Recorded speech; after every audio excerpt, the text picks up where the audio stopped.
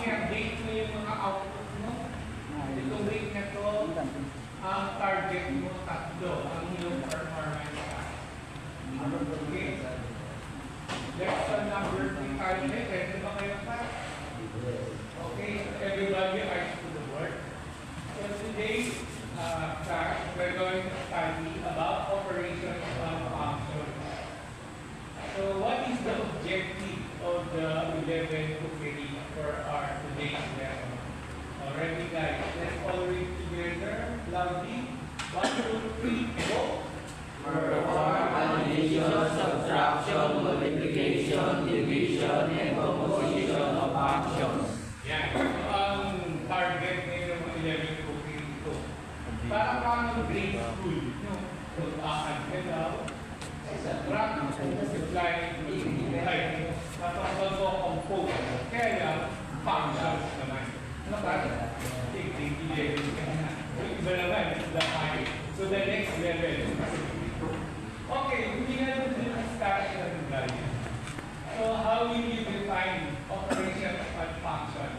As you can see, I have listed here in the cartolina, the definition. Hindi ako na magbabatakan kayo familiar dito.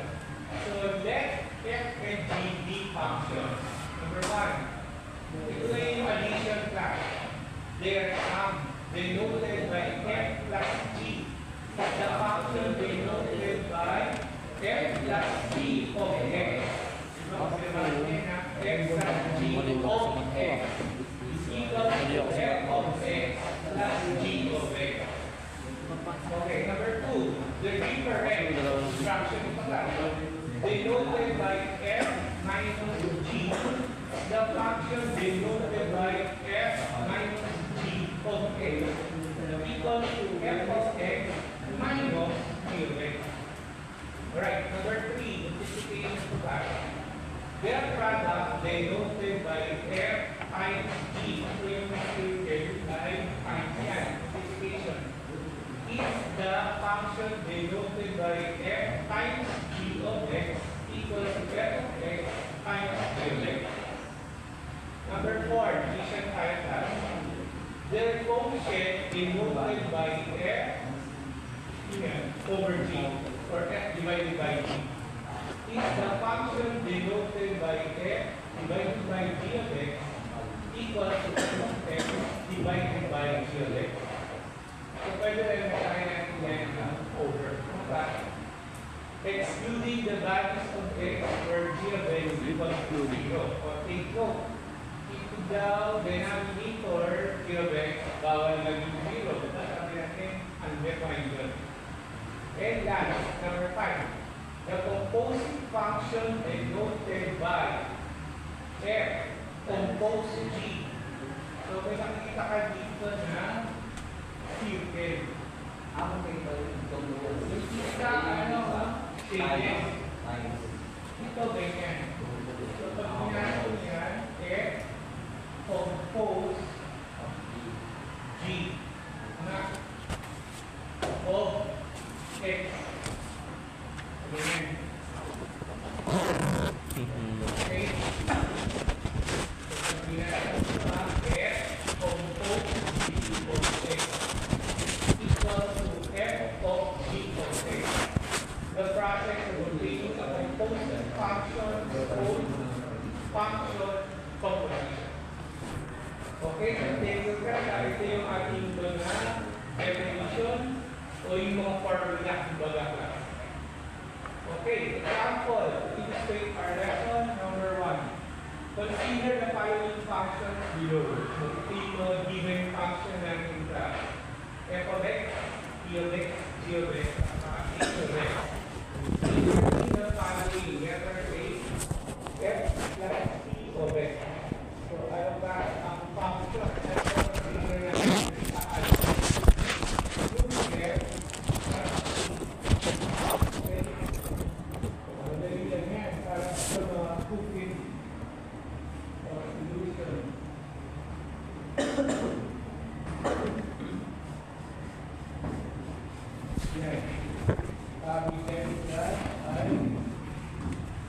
F plus P of X Yan. Ano ba yung gagawin natin dyan na operation? Siyempre ay addition.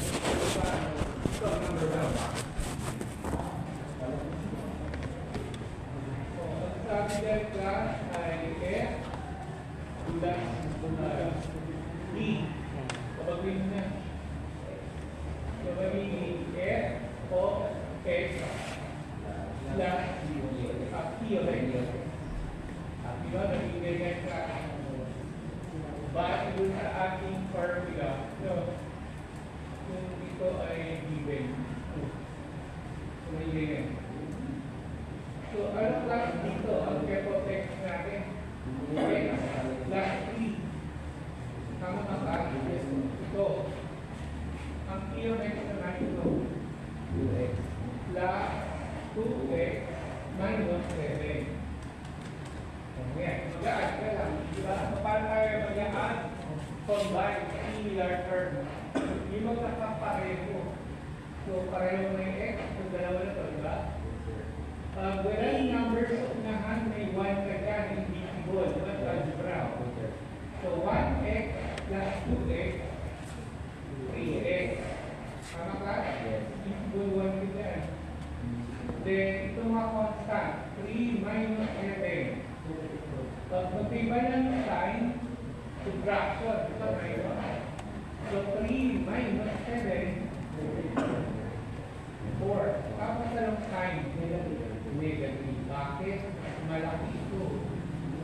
Diba? Ito yung answer.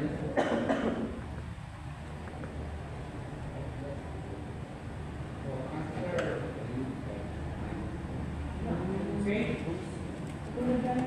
So, pagbigayan mo yung addition. Okay, letter P. P divided by h of x. So, kailangan naman natin itong function ito sa ito. So, lagi natin divide naman. So, alin dyan ang gagawin mo ito? So,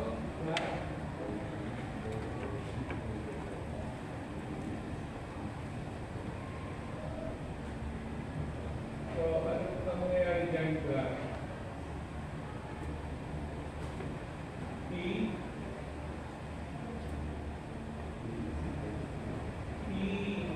of x, para baka, is divided by h of x. So, parang ganyan pa. So, ang p of x ay 2x minus 7 divided by h of x. X plus 7 over 2x. 2 minus x. Okay, so paano ba? Parang ganyan siya ako. Divided by para manipulation sa'yo.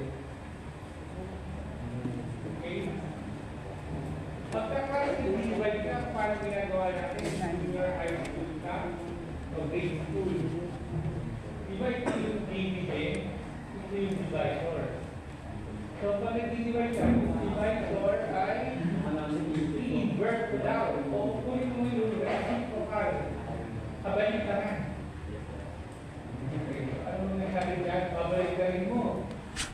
Itong denominator, i-numerator. Punta sa taas. Ito naman sa baba. Numerator. Babalik. Balik tayo. Tapos, itong division, magiging multiplication. Tama? Okay. So, to divide, invert the divisor. Ito daw, then multiply. Okay. Sige, multiply. Ano yung class? 2x saka yung x. Kung napapansin mo, parang ito, walang denominator. No.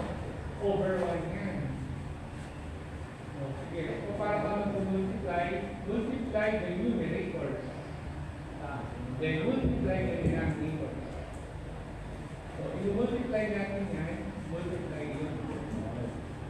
Para ganyan isa. Over 1 times x plus yung value ng x Opo. Tapos, gamitin mo yung FOIL method na binigilan sa hapon. Tama ba? Multiply the first term, outer, inner, last. Tama ba? O, sige. Ito muna ang first. 2x times 2 for x. So, outer 2x times negative x. Negative 2x squared. Inner, negative 7 times 2. Negative 14. Last term. Negative 7 times negative x. Positive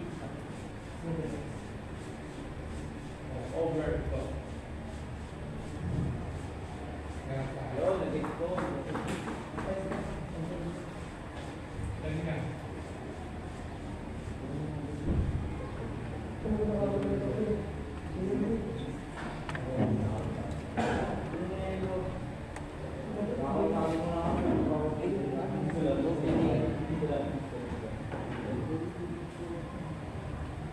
Boss, i-manage ka ng boss. Dininin ko siya, ulipat ko sa ulo. Kagalan naman bago para sa lupit. Patient paper.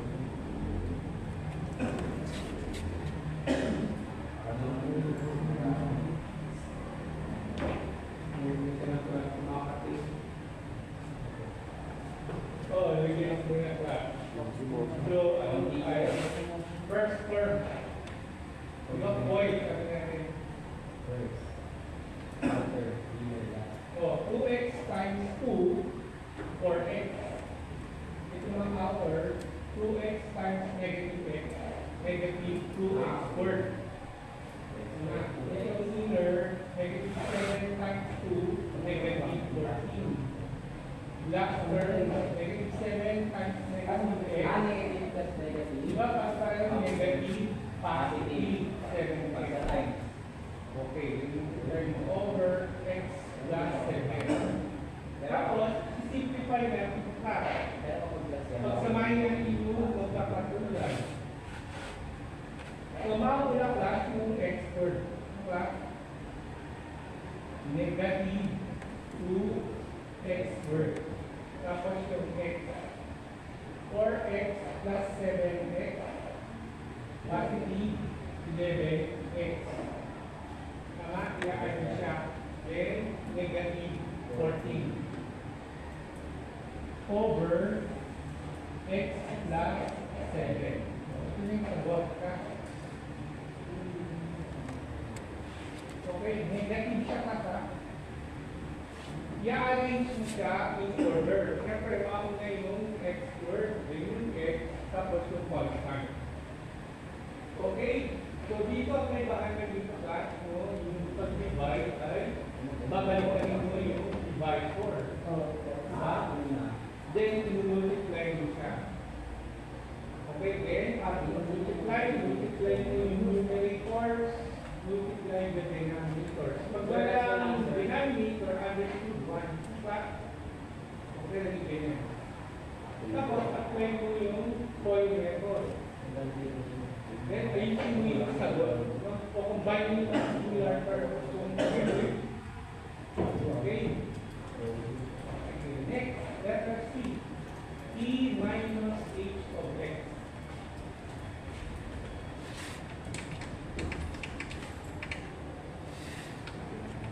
Okay, so ano pa sa minus natin? Ilang dalawa ulit? So, paano yan ba? Para siyang e of x minus h of x. Sige, so ang e of x ay 2x minus 7.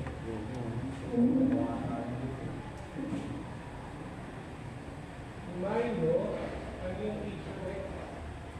X plus 7 over 2 minus x. Okay, kung paano yan na, sabi natin ito ay 1.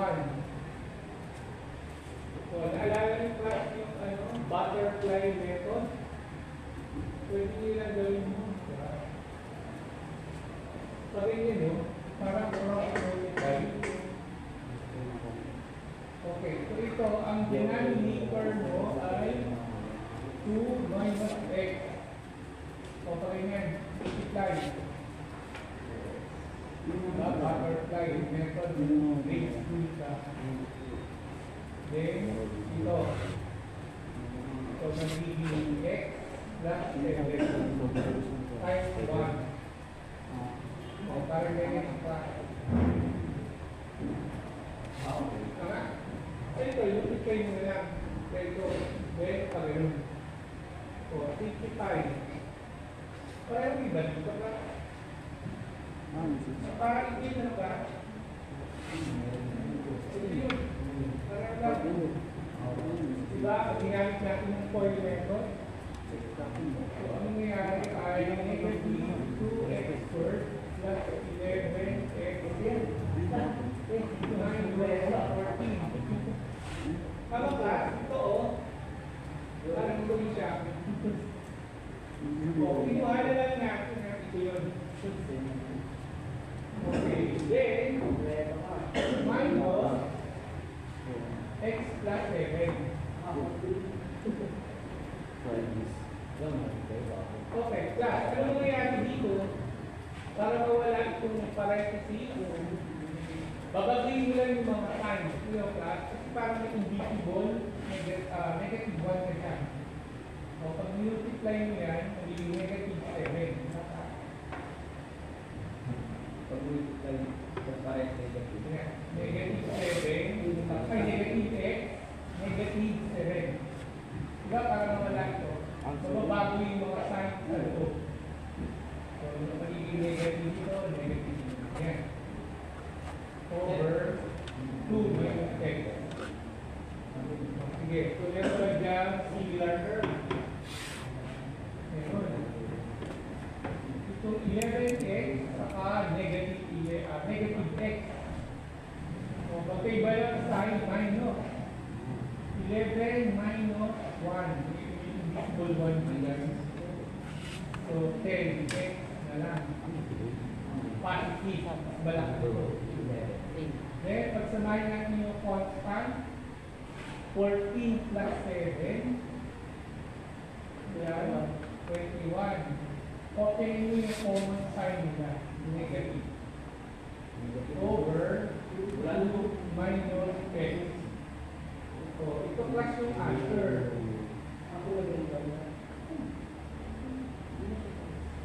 Okay? Yan. Yan.